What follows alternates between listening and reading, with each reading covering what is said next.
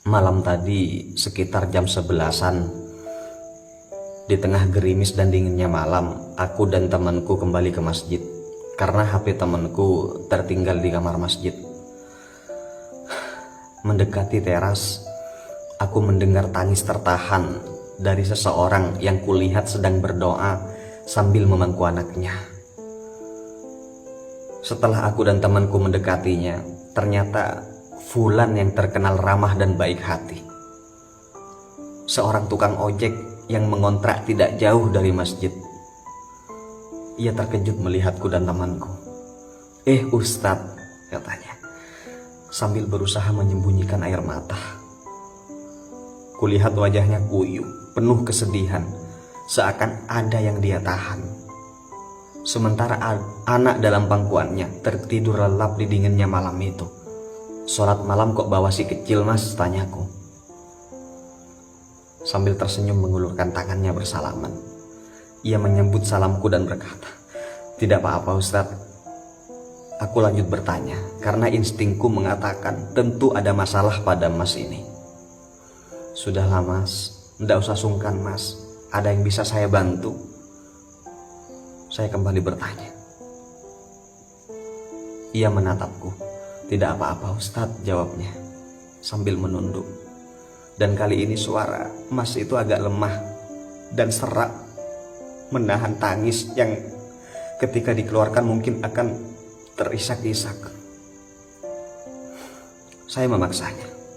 "Ayolah Mas, anggap saya saudara Mas," kataku mendesak.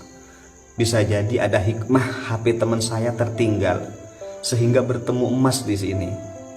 Lanjutku pada dia. "Bisa jadi ada yang Allah inginkan dari pertemuan kita ini." Lalu Mas tukang ojek itu mengangkat kepalanya, menatapku dengan mata yang berlinang.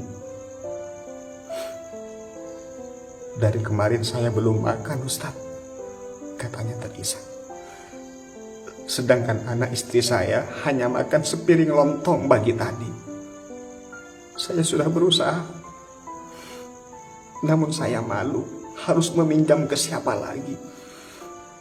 Orderan ojek pun sepi, lagian motor saya tak ada bensinnya Ustaz." Air mataku berlinang mendengar. Temanku juga menangis di sebelahku. Tenggorokanku terasa sempit, tak kuduga apa yang ia katakan seperti menamparku.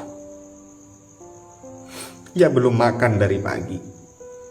Anak istrinya hanya makan lontong. Sementara pagi tadi di rumahku ada sebungkus lontong yang berlebih hingga akhirnya terbuang karena basi.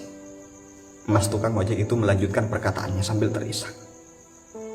"Aku berpikir mungkin saja dengan datang ke masjid yang penuh berkah ini sebagai tamu Allah sambil membawa anak, doaku akan lebih makbul Ustaz. Aku berharap ada rezeki dari Allah untuk kami makan malam ini. Aku tak tahu harus bagaimana lagi Ustaz." Pungkasnya sambil menundukkan kepala menghapus air mata. Sambil terisak, temanku pengurus masjid itu berkata, "Sungguh saya merasa sangat bersalah. Saya malu kepada Allah. Di saat kami pengurus masjid berencana membangun ini dan itu, program ini dan itu, ada warga kami yang tidak makan. Di saat kami ingin mengganti warna cat masjid, ada bayi yang tidak bisa menyusu karena ASI ibunya kekeringan.